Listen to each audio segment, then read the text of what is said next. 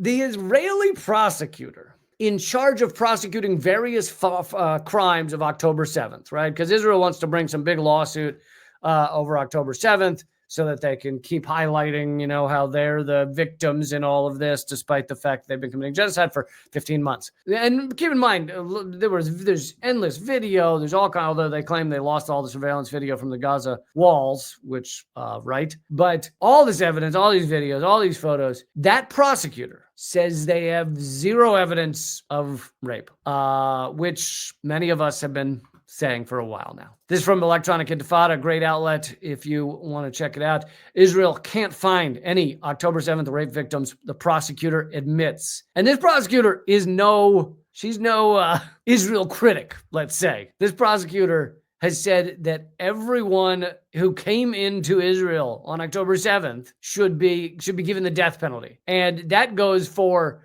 there are certain people who came in because, the wall was knocked down. So you're going to have some Gazans who had nothing to do with the Hamas operation who just, it was not all just military operation. It was some people just like, hey, we're allowed out of our open air prison. Maybe we'll grab some avocados. She thinks all of them should be hanged or killed in some new and unique way. So she's not like lighthearted on this. She's not an Israel critic. And yet she says there's zero evidence of rape. This is from the article. There are still zero complainants in alleged cases of rape committed by Palestinians on October 7th, 2023. The Israeli prosecutor has admitted Moran Gez handled cases against Palestinians swept up after the Al-Aqsa flood operation, is still calling for mass executions, even without any substantial evidence against them. Anyone who entered Gaza, she says, to kill or loot, doesn't matter, should be included in the indictment. As far as I'm concerned, receive the death penalty. Gez made her comments in an interview with the magazine on January 1st. In her interview, she confirms that 15 months after the events, Israel still has not identified a single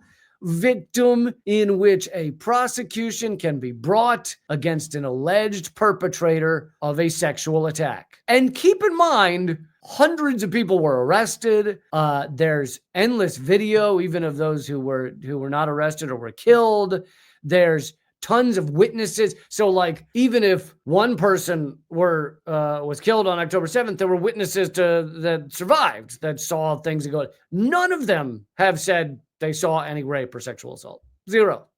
Gez said, unfortunately, it will be very difficult to prove these crimes. In the end, we have no complainants. She noting the vast gap between public perceptions and factual reality. She says, comparing what was presented in the media to what will come together in the end, it will be altogether different. And she then offered the usual spin. She said the reason we don't have any complainants is because either the victims were murdered or the women who were raped are not ready to reveal it. But this frequent excuse for why no victims have been identified cannot account for the total lack of forensic, visual, or credible eyewitness evidence. Like zero. Especially when the sexual attacks were supposedly so widespread on October 7th. And this is not for lack of trying to find victims. Gez said, we turned to women's rights groups and we asked for cooperation. They told us that they were simply not approached, meaning they've spoken to no one. This corroborates the experience of the New York Times, which extensively canvassed Israeli hospitals, rape crisis centers, sexual assault hotlines, and other specialized facilities and could not find a single victim of sexual attack. Quote, no one had met a victim of sexual assault. Anat Schwartz, the reporter who did the research for the Times, explained in an interview with Israeli's Channel 12. So you also have to realize that even if there were women who did not want to come forward, chances are there's a high likelihood that one of them would tell someone, I don't mean tell the media. I mean, just tell anyone in their family, in their friend group, whatever. And then that person would say, yeah, I know someone who that happened to. I don't want to give a name or what. Like you'd have evidence like that. None of it exists. Zero. And this is why the New York Times' entire expose that made such a big splash and has been used around the world collapsed. They didn't retract it because every time New York Times creates false propaganda, they usually don't retract it. But they made some equivocations. They were going to do a very large podcast episode on it. They then canceled that podcast episode, etc. So this is, after 15 months, still zero. They felt the need to just completely make all this up, which is ridiculous. Here's some more made up stuff. So this is, I know I've showed video of the cars that were destroyed on October 7th. And by the way, all these cars were ultimately shredded and buried in an undisclosed location, according to Israel. But I don't think I ever saw a video this complete. This was clearly aired on RT at some point. Here's the video of all of the cars from the Nova Music Festival, how they looked. And Israel is claiming that this destruction was done with assault rifles. I mean, it really is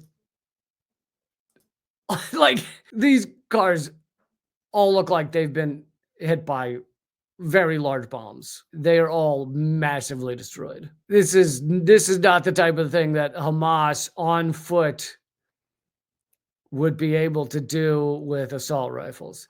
And, you know, this is, now you can see why Israel shredded and buried all the cars, because it'd be quite easy. Anyone with half a forensics education would be able to look at the bullet holes and see that, oh, half of all the bullet holes come from are in the roof. How exactly were these Hamas fighters 19 feet tall? How were they shooting down on all the cars? But of course, it was attack helicopters and other things that this was done by. And then there's certain questions as to why the Nova Music Festival was moved to that location, just a mile or miles from the Gaza border. It was moved there 2 days before. A very large festival. Takes a lot of effort to move it to a different location 2 days before it starts. And then someone just decided, unclear why they decided to do that. It's also unclear why Israel would want to shred and bury all these cars, right? What is their reasoning for why that's the plan? Shred and bury all the cars.